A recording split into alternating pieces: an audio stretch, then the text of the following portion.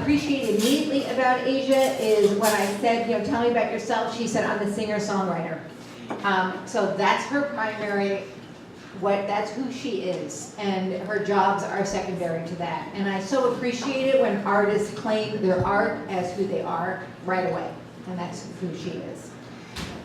So her interest in music is very broad, and she's amazing. So of course I had to spy on her and get on YouTube and hear her, and knew that I just wanted to bring her right in as soon as we can. You're in for a treat. So with that, I give you Asia Wolf.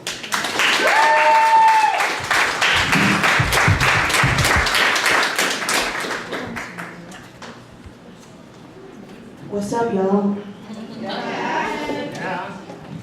I'm so excited to be here. OMG. So, a lot of this crowd is really familiar. I work at the Bainbridge Island Museum of Art, and we are in the building tonight. Hey, what's up? Thank you, Michelle. I really appreciate the opportunity. I'm just going to get right to it. So, I have prepared a couple original songs that I've been working on. So I'm going to do one cover. And this first cover is by a guy named James Fauntleroy. He is mostly behind the scenes in the music industry. Like, he does a lot of writing for other artists, but he does his own solo stuff too. And this song is really beautiful, and it's kind of like when you're in love with someone and you're just like, I don't care, I'm in love. Which I haven't felt that in a while, but I'm gonna pretend like I have. And it's called, I'll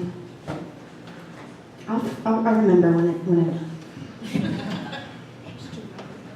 Ooh. I haven't really done a sound check. Ooh, ooh. Is that good? Sounds good? Yeah, so good. So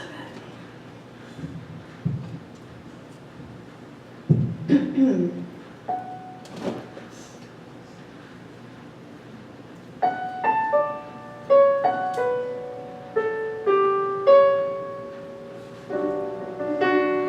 When I hear your name, I jump off the plane. It's how I felt for you. Opposite lanes of the range to get to you, no, 'cause I know you do the same.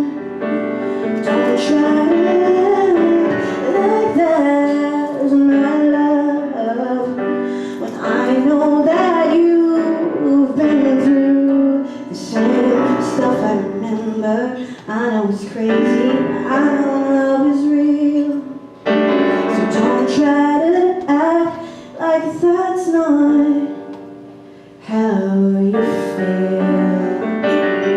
And you go away,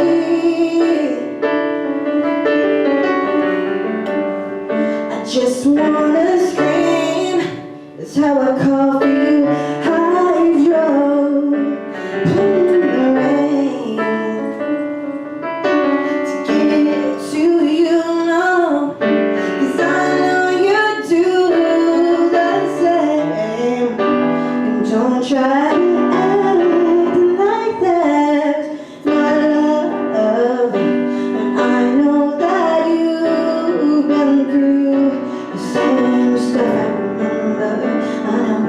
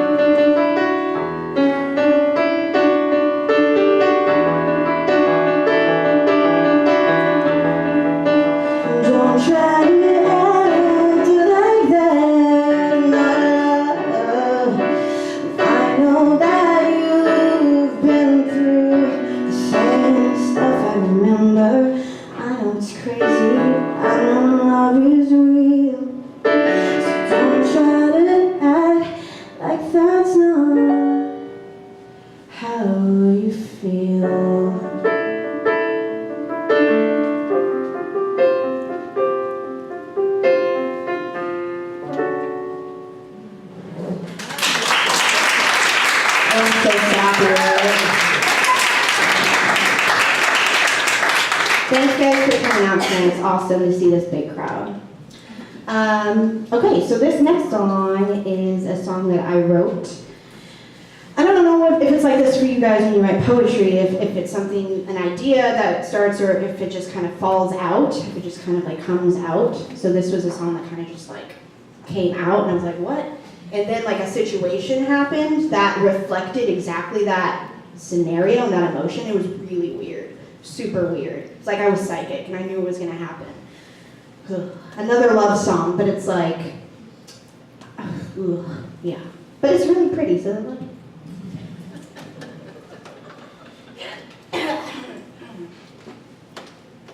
Oh, my teeth. Oh, I'm parched. Thank you so much.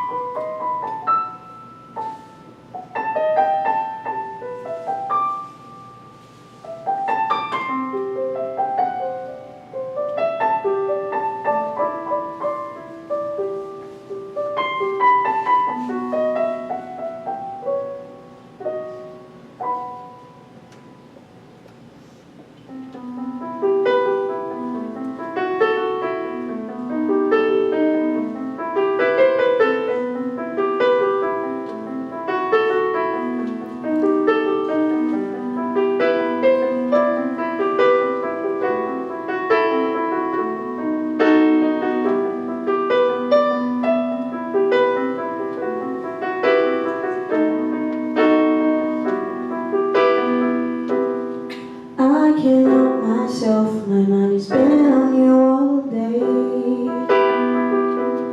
I know it's treacherous, I know that I should stay away,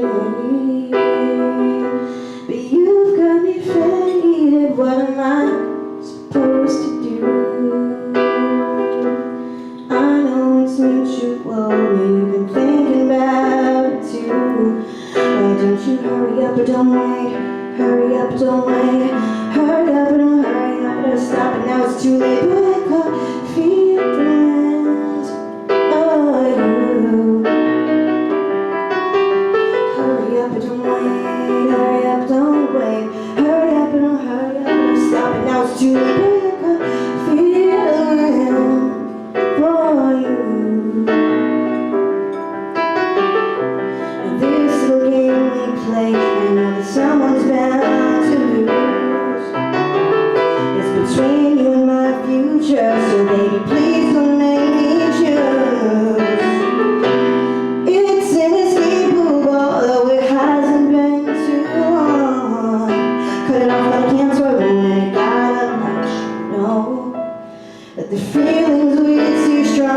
Why don't you hurry up and don't wait? Hurry up, don't wait. Hurry up and don't hurry up and don't stop. Now it's too late. When I got feelings for you. Why don't you hurry up and wait? Hurry up, don't wait. Hurry up and don't hurry up and don't stop. Now it's too late. When I got feelings for you. No, no, no, no, no.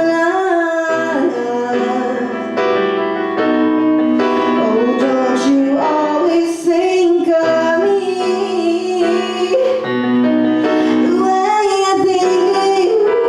You know I still think about you. You know I say I don't. You know I say I won't. You know I really, really, really, really like you. You got me faded.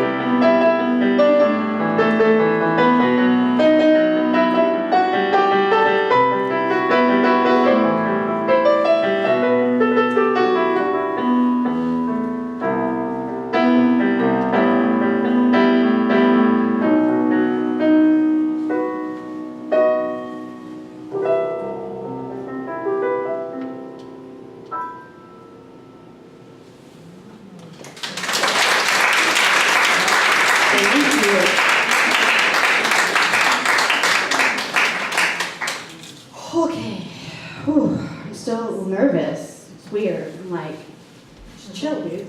Chill. Chill. Just chill out, dude.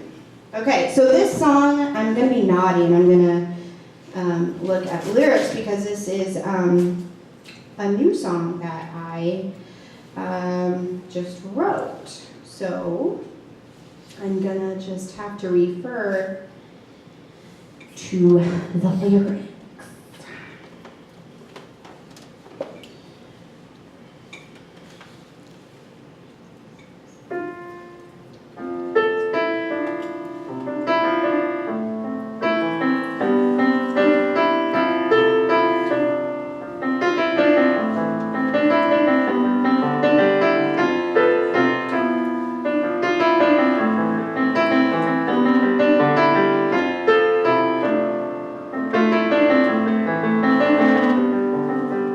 Flashback forward, my dreams take me somewhere else was going.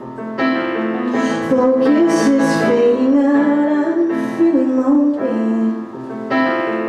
Observe myself from third perspective. When I know this feeling fade. If life is like a movie, then am I playing me? Or am I playing someone else? I don't even know myself. If life is like a dream, when will I ever wake up? Tell me when I finally feel. Shake me up and show me it's real.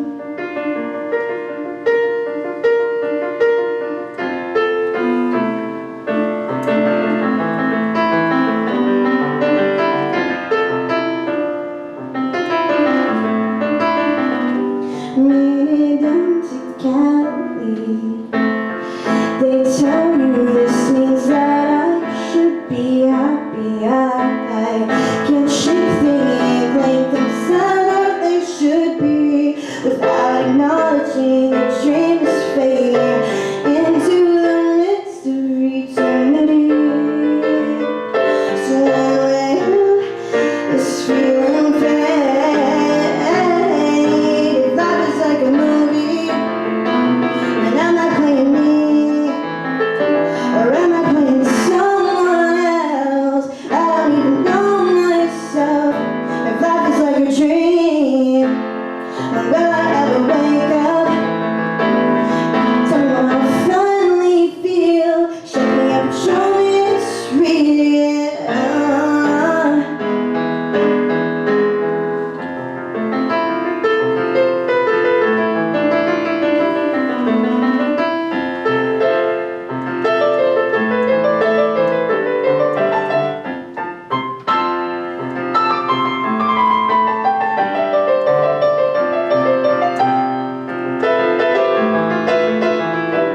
Life is like a movie, and am I playing me? Or am I playing someone else? I don't even know myself. If life is like a dream, will I ever wake up? Tell me when I finally feel. Check me up and show me it's real.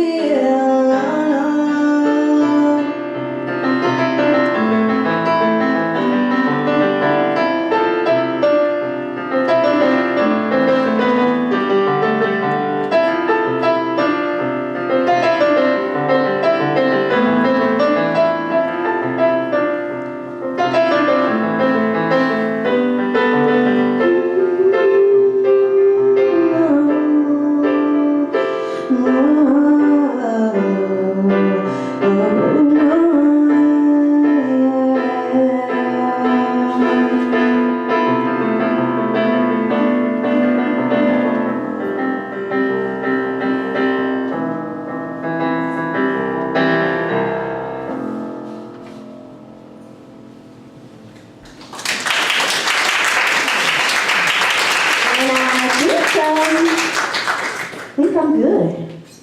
One more. Come on! Come on. Fine. in the chance that you asked, I have one more thing. This is brand new, like I'm still like, girl, what is going on with this one? I'm still figuring it out. But I think it is, it'll be good. So, yeah, just gotta find it. Oh, here we are.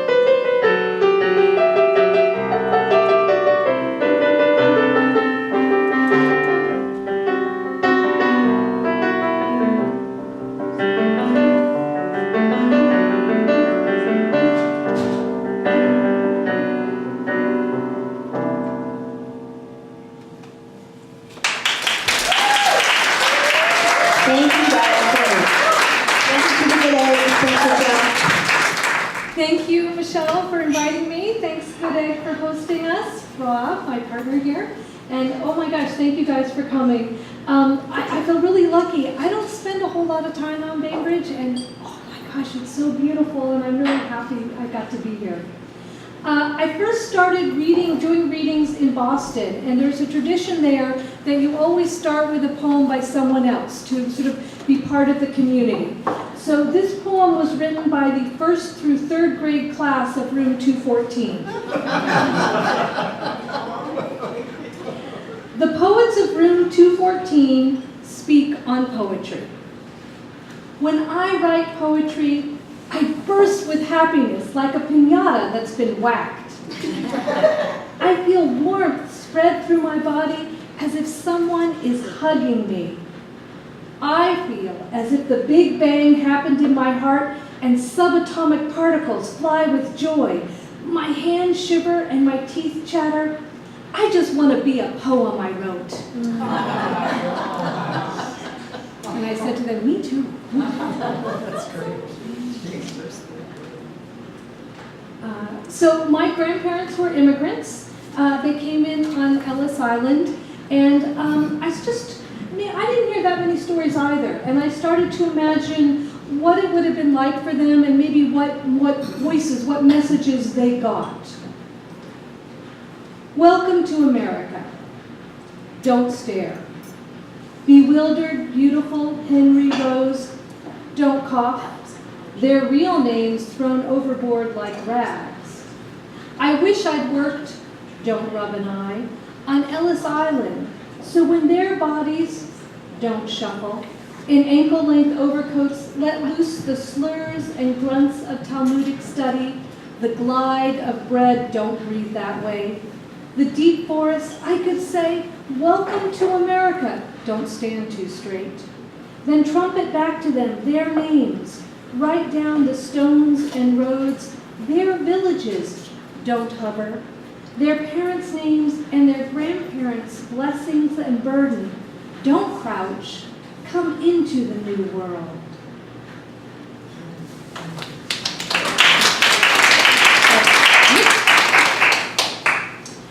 So I'm not an immigrant, but I have had experience being a foreigner, walking into a culture where I just didn't know what was going on, and I felt very, very isolated. And this is because I'm Jewish, and I taught at the University of Notre Dame, which is a Catholic institution. University of Notre Dame. Jesus is everywhere here, usually dying or dead. When he was still a Jew like me, Jesus would go where the women go, to the well, do the forbidden, talk to women, even Samaritans. He would know women's secrets before they spoke them. He would not judge.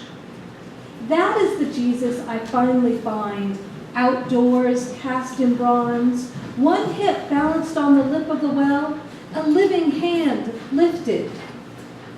What would they do, the Christians, if I sat next to Jesus? What would they do if I put my arms around the warm, rusted metal of his back? Oh, I am so lonely here. Jesus, Rabbi, before you become a martyr, comfort me.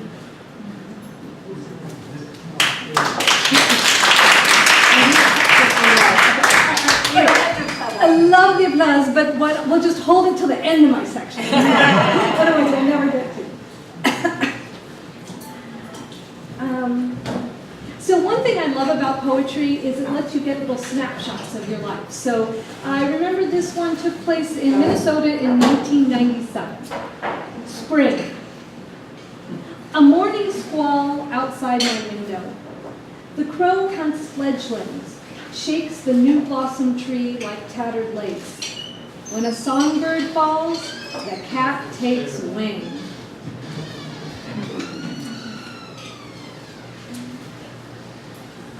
So form in poetry is kind of a way to manage big emotions. And I'm sure you're all familiar with sonnets, you know, the 14 lines in iambic pentameter, or haikus, which are 3 lines of 5-7-5.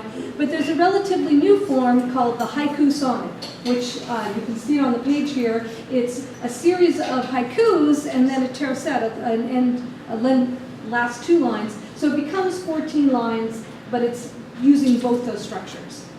And my father-in-law, we lost him in July, and he lived in Ohio, which is sometimes pejoratively referred to as flyover country. Like you start on the West Coast, and you go to the East or back, and you skip Ohio.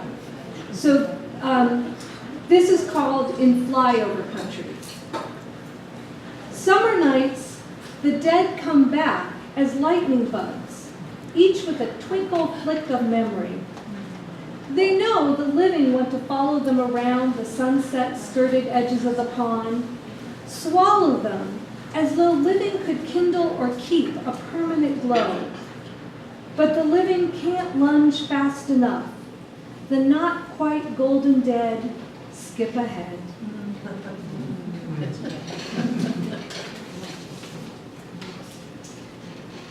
And my last poem for this section, we're going to keep going back and forth. I love art. I respond very strongly to visual art, and there's a type of poetry called ekphrastic, where you write about art. And this one is about a Van Dyck painting that he's a Dutch still life artist. So it's called Still Life. I am looking for death. It is a game we play, Van Dyck and I, among hard rinds, the apple peel that slithers off the white lace cloth, pulsing grapes, the last moment before they burst. Van Dyck has found a gilded shell to set in a long metal stem. One could sip wine from its blue body. I want it. I want life to my lips. I want to eat at this banquet even when death hovers. I could serve in a white lace neckpiece. I could crack nuts, rest my teeth against the fragile rim, and not bite down, just feel the cool scrape against my tongue. I've never walked a frozen pond, felt it start to thaw. I kissed a boy, more than one. Rumpelstiltskin hunches in the corner, busy with straw. I never called out for that kind of help. Even when I found a bird's broken body in the basement well, saw on a friend, skin soft and paled as butter. Van Dyck holds a dinner knife to my neck. I feel its cool, blunt edge. I call it pearls. All right.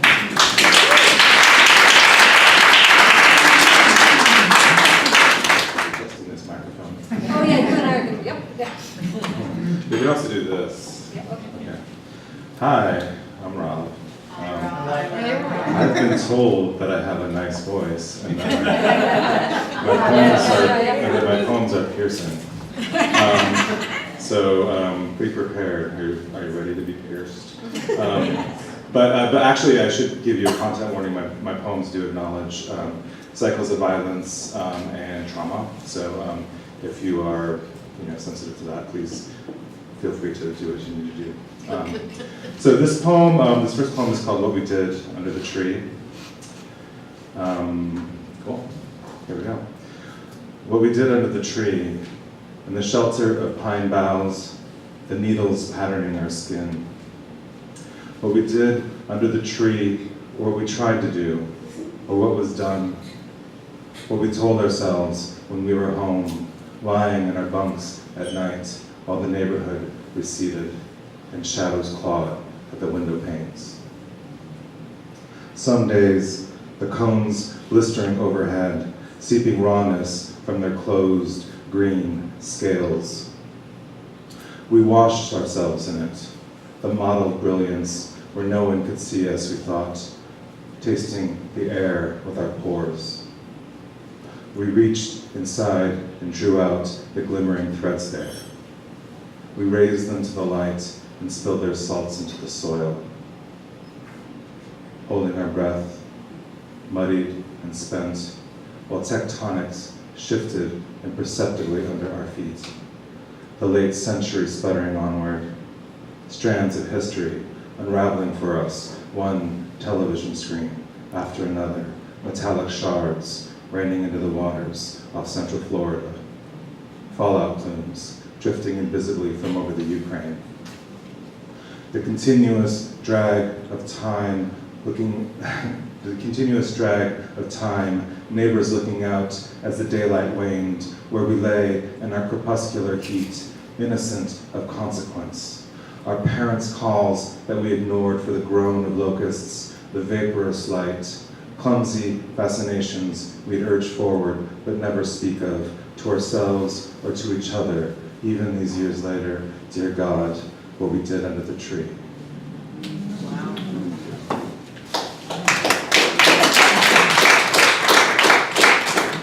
This next poem actually prefer if you just clap through my entire this next poem starts with a series of numbers that are guns. So this is called Mercury 1984. The smell, the burn, the clash. The muzzle flash, sear and kick. Clay birdies arcing overhead, the 12 gauge, 20 gauge, 30-30, 22. The SKS semi-automatic we took to the shooting range, we took out to the woods, to the river, the slow crawl of mud, aiming at frogs, at squirrels, at each other as a joke. The black powder flintlock, bullets we forged in the garage, hot lead we fluxed with the wax, we poured in the molds, quenched in the pail by the trash pile's muck and reek, its maggoty froth, foul detritus, the beer can ashtrays, mildewed coffee mugs, the milk jug of mercury our father kept for work. We poured it out in the driveway, watched it rivulet, articulate, like molten fire, like a sea of stars, a mirror for the dead staring back, the strange alchemy, riparian spark you showed to me, big brother. You dipped your fingers in, scattered the droplets, letting them reassemble, a kind of perfection we inhaled, we took deeply into our bodies and did not kill ourselves. Not yet. Whatever mistakes we made, whatever damage is done. All right, feeling pierced yet? Yeah, maybe. Cool. This next poem, I have 2 or 3 more poems depending on how I feel for this set. This is called Soul Train.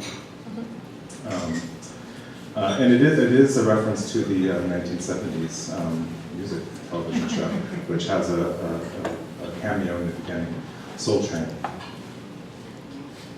You are the dead everywhere walking. You are the serpent eating its entrails, an abstraction of smoke over water, the rerun of Soul Train on the tube. Or maybe I should say on YouTube. On the tube, its bare-chested charisma, bedazzled jumpsuits, and beatified naturals, all strut and groove, all machismo on mute. The cathode ray ghost dance happening in every bar, where young women harden and young men leer to the past. The choreography of smiles and small talk, coalescing in a soul singer's throat, as outside all roads lead to where the small houses melt in a phantasm of last light. The dark box of the shuttered club, still slump of the asphalt pile, and you watching the world denude along a railway trench, down long avenues and into taverns that feel more home than home. Old Glory hung limp from the doorframe, ersatz marigolds to please the wives. Places where you pretend to answer the questions you're forever chasing. A sister now dead for 10 months, and the mother who gave birth to you, but gave you up when she could not save you from the man who tore you open. Your mother who has not laid eyes on you in 30-some years since. The real woman who broke off a piece of herself to make you is right now on Facebook, reaching out into the indifferent ether to wish that child she lost a happy birthday. Who does she think she's trying to fool? Okay. And this last poem, I had to skip one. This last poem is called Coyote, and it's for all the coyotes on the island. And like a lot of these poems, it accesses memory. Coyote. Remember it like you remember a photograph. The flash of gray, fur, and shadow that dashed your high beams 20 years ago, somewhere near the Nevada border, speeding through the reservation at night. Long gravel roads stretching out to nowhere. The animal stilled mid-stride in the fog of dust and throne light. The limbless arc of its body, tail tucked in fear or haste, a conjuring, a suspension, a smear of awareness before it was gone again, completing the blackness. Was it even a coyote?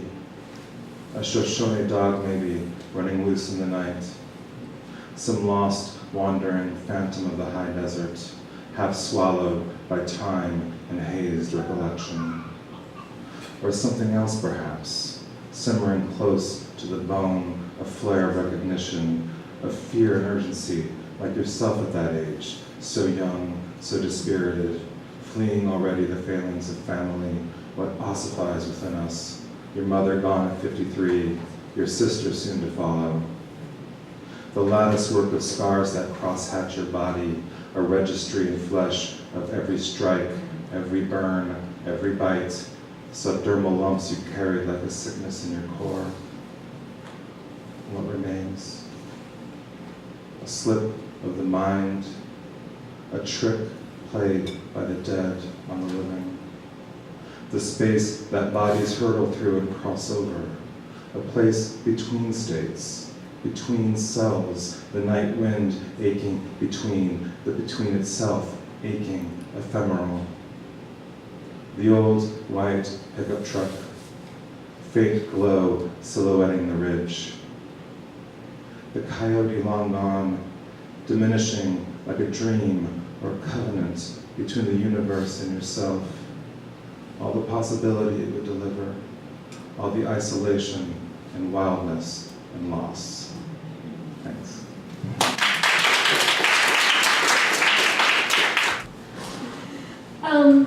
So there was a period before I was married where I kind of obsessed at the New York Times wedding announcements and, people getting married and why and how. So that sort of was a foundation for this poem. Marriage. For $800, rent money, a few nights at the club, the young Puerto Rican woman with light brown hair will marry the man from Ecuador. To the courthouse he brings white plastic roses and mums. These days, the standard marriage lasts 5 years, my neighbor said. He speaks from experience. What I'm trying to say is despite the hearts and lungs and the same rotating shoulders in their ball and socket joints, we cannot understand each other. I cannot understand why an Indonesian man would leave his betrothed to study accounting in Austin, why a banker would end her marriage to adopt a child. After the CEO's ex-wife died, he telecommuted and cooked for the children he left 3 years before. There was, it seems, a reconciliation during chemo. Strokes, biopsies, some weeks all my students have family emergencies. It was just a little bit of cancer, Nicole tells me, and pinches her thumb and finger together. I match her casual distance. My mother too, I say, and we go on to Chris's father, who drinks too much. But this week, everyone is getting married. Anal proclaims marriage the basic unit of all happiness. Matt glows. Svetlana blushes. I am waiting for the 5-year update when the friend says to the New York Times, after that breakup, I never thought they'd get back together. At the wedding reception, there were daisies with purple ribbons. There were cupcakes. We tangoed and two-stepped. We waltzed.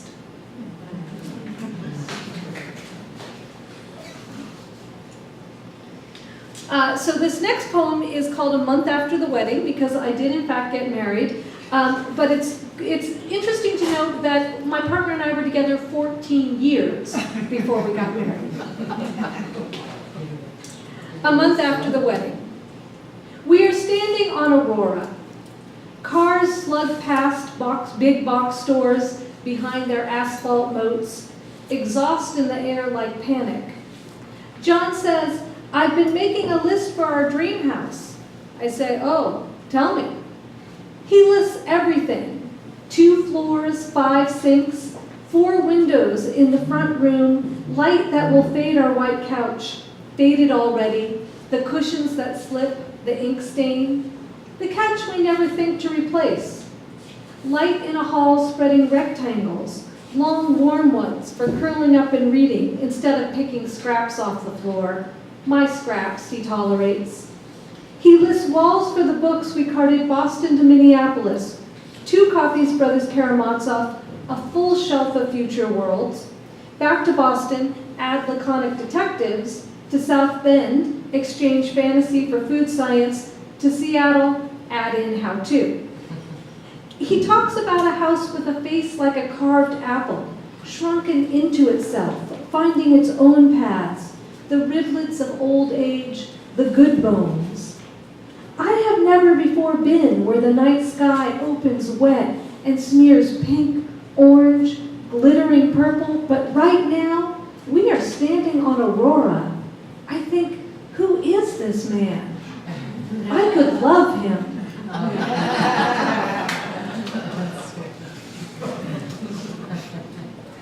We've now passed our halfway point. We've been together, another 16 years past that. The next 2 poems are about my children. My son is currently 13, but this was written when he was 7. What matters to my son at 7? The on the cement angle of ants, burps, farts, God's view on bad words versus murder. He'll talk pirates, ghosts, the bloody red baron, the efficaciousness of dream catchers to catch bad dreams. My son wants Darth Vader to be his father, to ride down the hill to be sky, the sky pulsing black star, himself a star.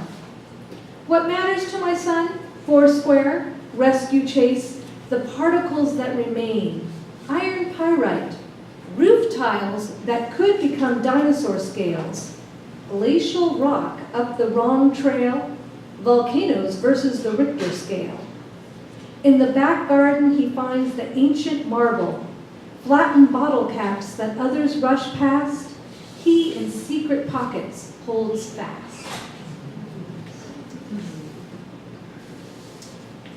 And my daughter is now 16, but this poem was written, I think, when she was 11. Evening Song. When my daughter, straight from her bath, brings her body to mine, and she has no breasts, and she has only the slightest dip in the straight line that is her, still damp with the equinox. When she molds her body to mine, her head under my head, her long rib cage against my deep breasts, our heartbeats a processional. Then I know what is in the hands Rodin sculpted and called cathedral. We have a visual. So the cover of the book is from Rodin's Cathedral, and this is me and John recreating that sculpture.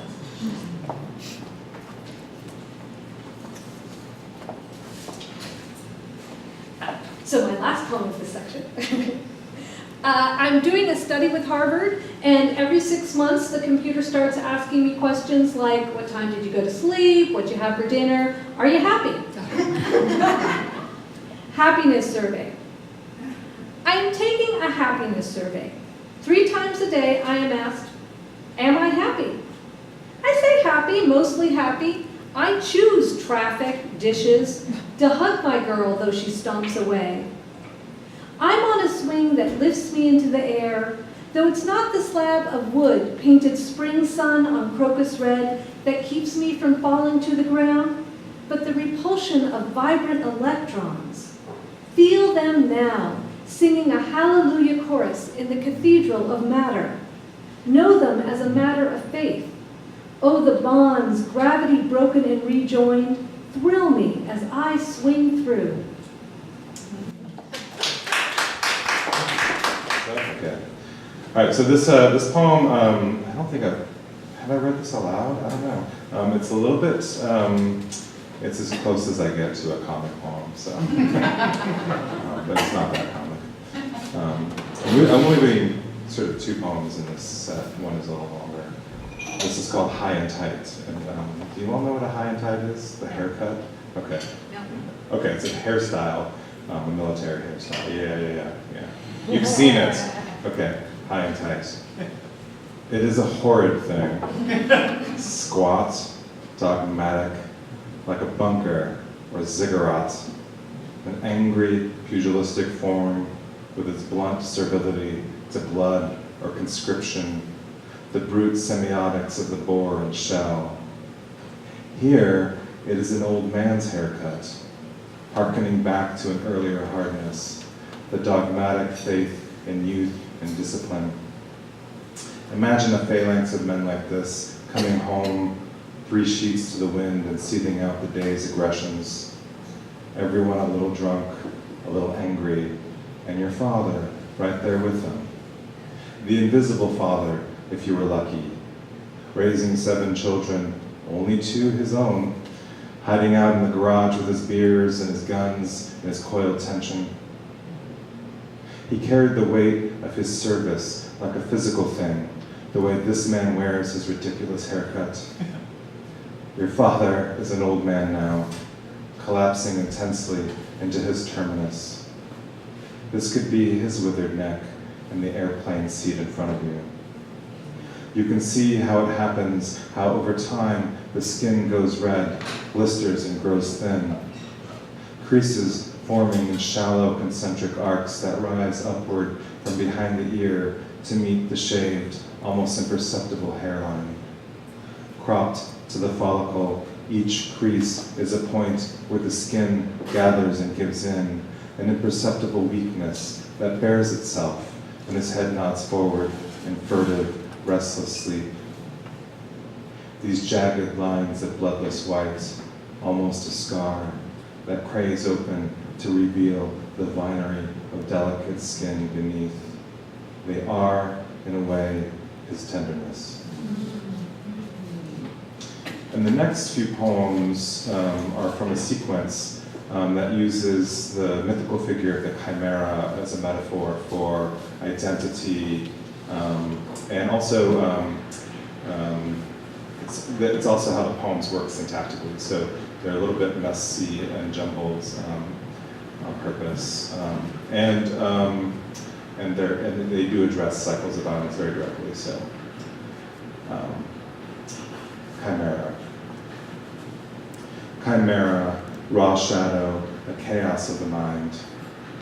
Ribbons of wind at the door, the sound of something squalling in the yard. Moments you don't know or thought you'd forgotten, the scarred moon drawing near. Windy nights, how many of them? And what of the persuasion? What of the bleeding in the bunk below, the terrible things you had come to do? The neighbor's cat was yowling outside, fat trees crusted in ice, remember this clearly.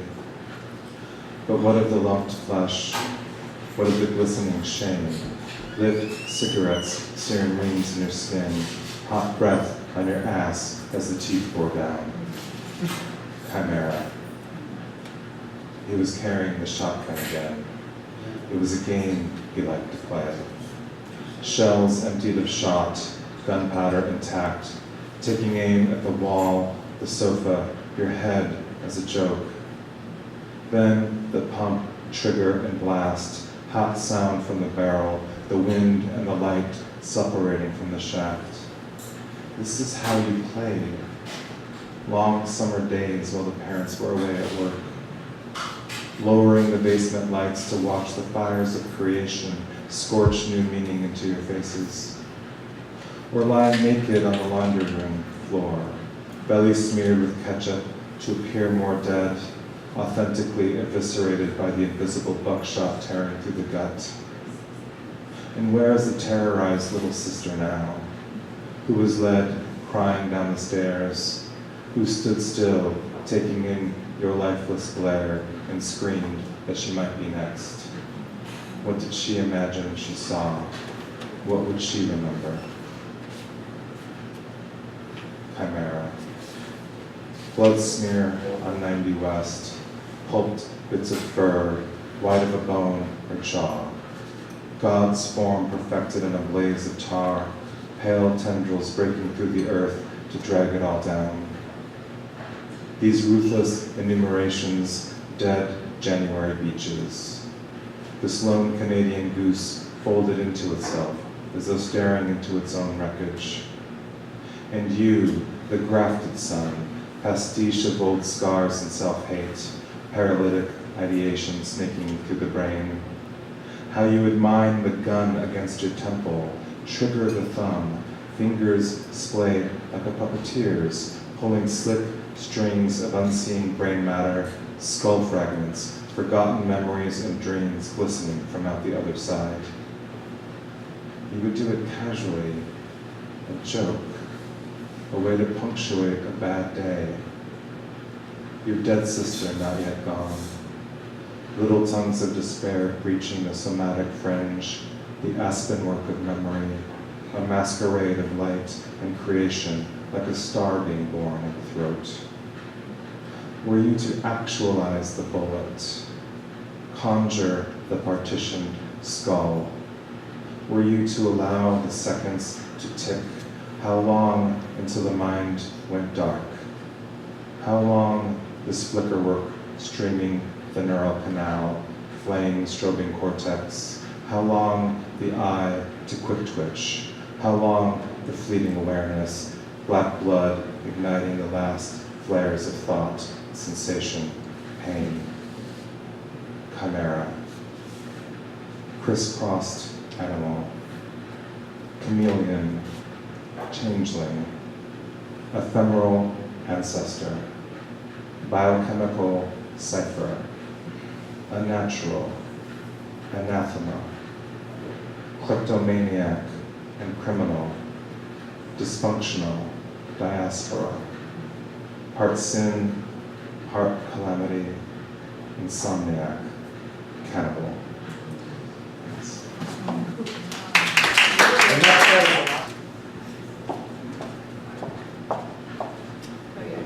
Yeah, very. One thing that Michelle does not know about me is that I love to social dance. I do swing dancing, zydeco, blues, waltz, and I both lead and follow. Traditionally, lead is what the men do and follows what the women, but I do both. And one time I was at a dance and I asked this woman to dance with me, and she said no. And she said no because I was a woman. So this is my response to her, and it's called I Asked Demeter to Waltz, and as I'm sure you know, Demeter is Persephone's mother. Oh, one more thing. There is a secret in this poem. So it's called I Asked Demeter to Waltz, and it is in waltz rhythm. So if you looked at it close, I'm not going to sing it to you, but it could be da-da-da-da-da. You know, I could be doing the whole waltz. I've been to dances without any friends, know what it's like to sit on the side. I've spent the dance on the edge of my chair, and I have not been asked. Yes, I am a woman, but I am not a thief. See me as your daughter, but not as naive, not apple-cheeked. Blossoms don't grow from these hands. Goddess, pretending to be an old woman, brows penciled in, powder pale skin. I stand before you, my palm facing up. Don't cut your eyes and decline. I have learned to lead so I can bite off time. Pomegranate seeds, sections of loss. For the space of a song, let my arms form a frame for sorrow.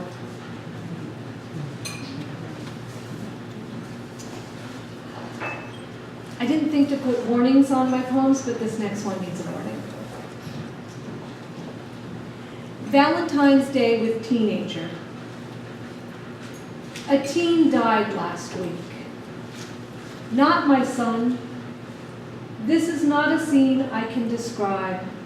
He left a note, I have not read it. Gun, knife, pills, I don't know. We have no guns. We have knives, a roof. Are you suicidal? I asked my son. Chocolate hearts cool on the rack. He baked them for his friends. A teen died. Not my son. Are you ever suicidal?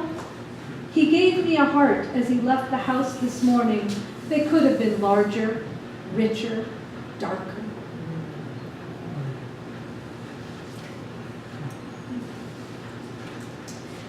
So as Michelle says, I have a new manuscript I'm shopping around, so if you happen to be a publisher, let's talk. But a large focus of it is Genesis, characters in Genesis. So the next two poems are from that. This one's called Sodom and Gomorrah, the Night Before. So you might know Sodom and Gomorrah were two towns that God thought were so corrupt, so evil, there weren't 10 good people in them, that God decided to completely destroy them. And this is me imagining the town who was there. Sodom and Gomorrah, the night before. A mother awake cups the moon, takes 3 sips. Her husband has been off throwing down his luck, probably tried to take the man who came through the gate, drunk the wine he was bound to sacrifice. A privy door slowly squeaks open, bangs shut. Shards still clutter the public way. The night so dark, the lavender explodes in whispers. The rats don tuxedos and waltz, while Lot's daughter sleeps with a bracelet from her betrothed. A muscle spasms in the mother's chest. She buckles, but doesn't shift the suckling child.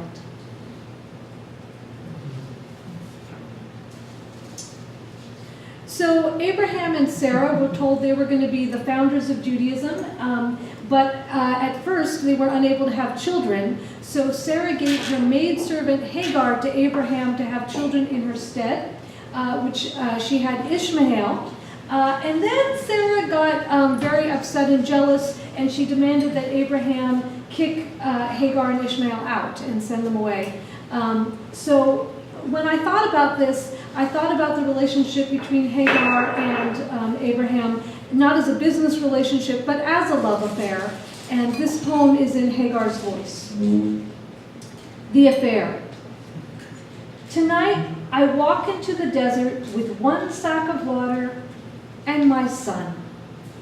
My body an ocean, I move with the moon. I did not demand a promise. I did not ask for my son, Ishmael, already curled in a grave-like hollow. An angel visits me on this road to Beersheba. Angel is the word I say when I mean strength of will, deep and abiding conviction. Angel is the word I say when I hear water rise up in the well. And my last poem is kind of a poem about being a poet. Cooking dinner in a small kitchen at the end of the 20th century. After I put my thumb through the side of the corroded pipe, my landlord Wilt saws it with a hacksaw. Subletter, I've never met his wide smile before. I offer lemonade, he accepts. I touch the ladybug in his silver hair. It flies out the window. As I hack at the Japanese eggplant, Wilt on the floor tightens the pipes, still dripping through the threads. Deep purple skins cling to the pale flesh. Broccoli, cauliflower, ginger, their fresh, pungent scent overrides stale sink water. Wilt sets up fresh pipes. I see him out. Steel gleams. Rice, apricots, almonds, all ready to go. I find this story in a journal. I have no idea how old I am, what city I am in. I can feel the sun warm on my shoulders. The water flows. I have not wasted my life.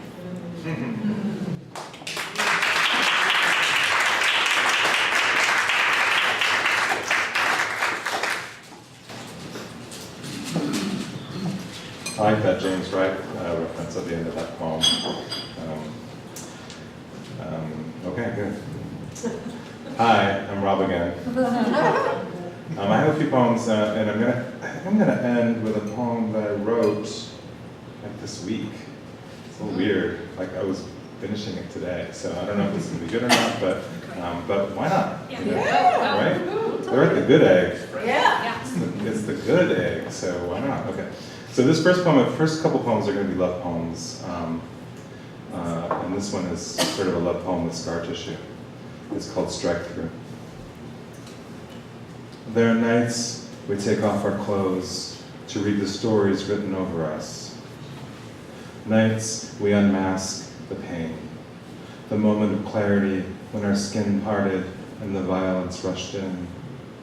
Seams where the boundary between one life and the next grow thin, where mortality simmers through.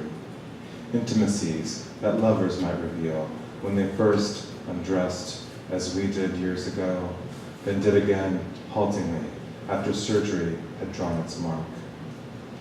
Though I understand I'm not supposed to look, not supposed to notice how the scar bisects you nape to pelvis like a terrible strike-through.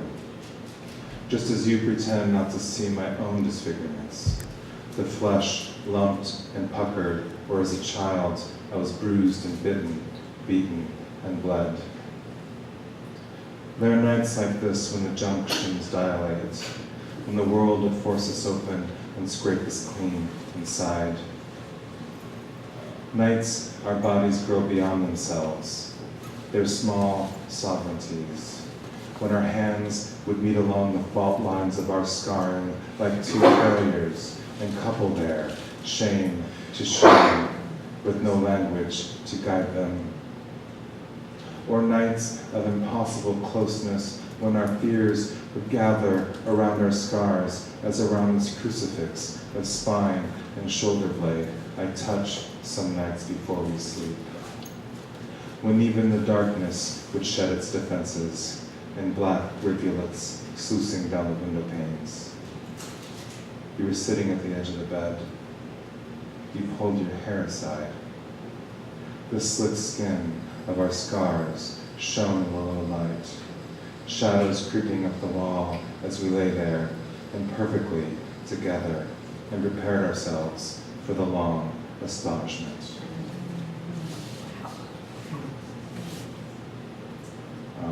This is an old poem.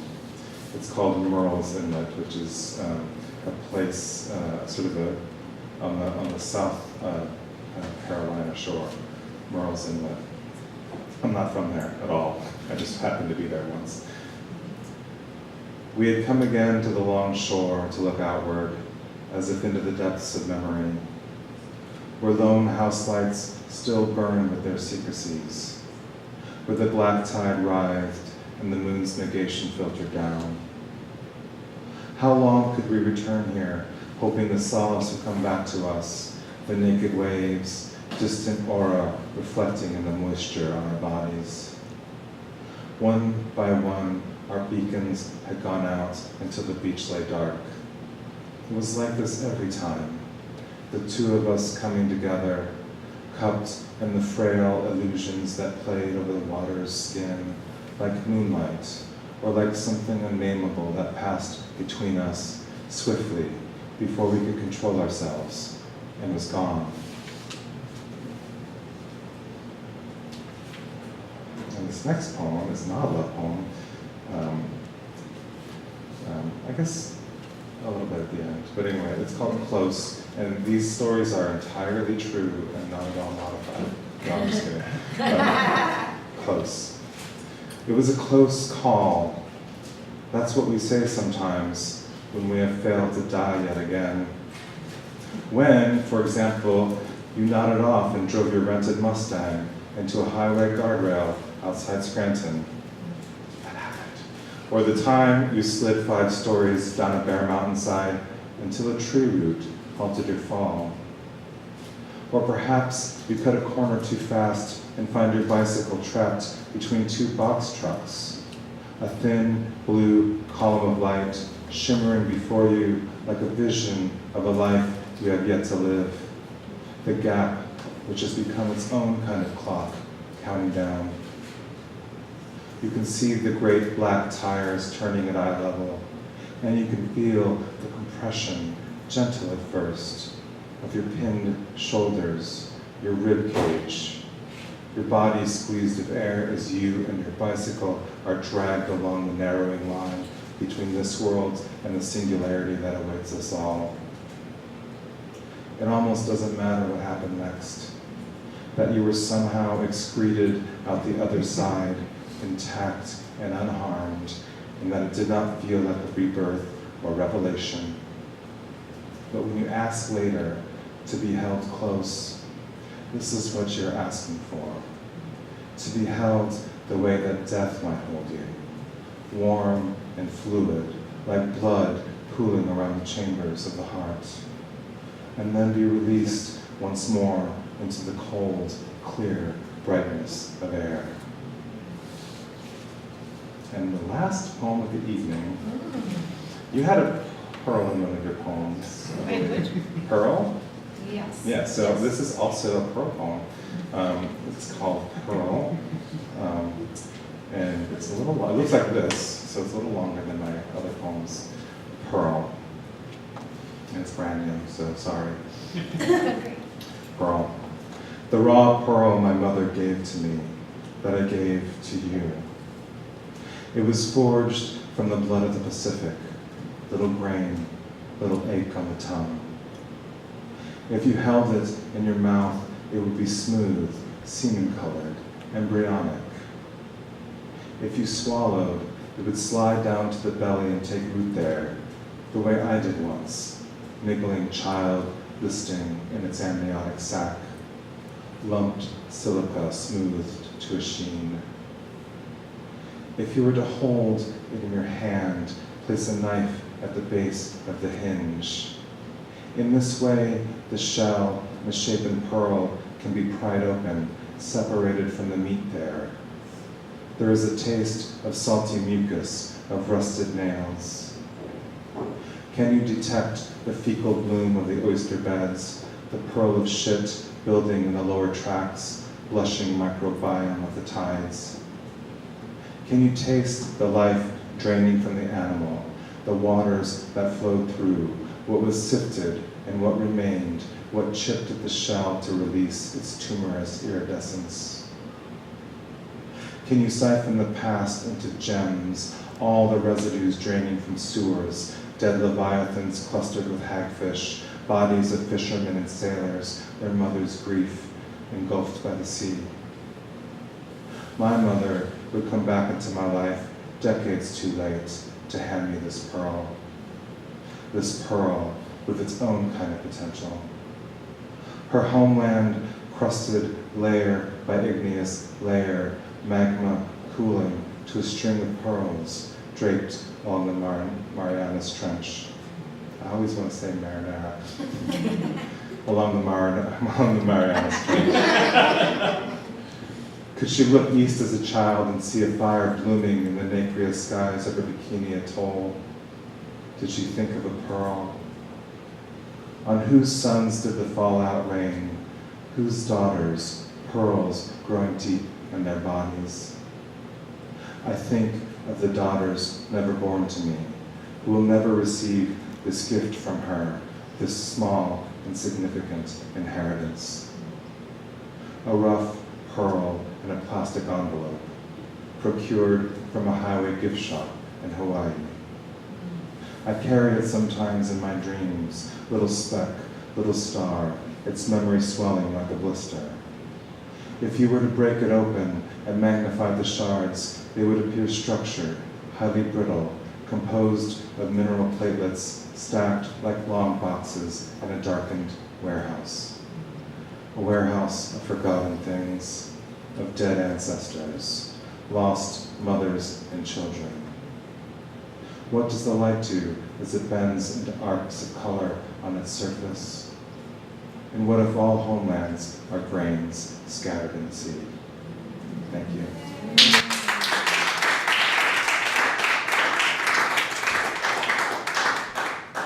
Well, that concludes our first Friday. There's going to be books for sale and mingle with the poets. Thank you guys. See you in June. First Friday in June. Thank you.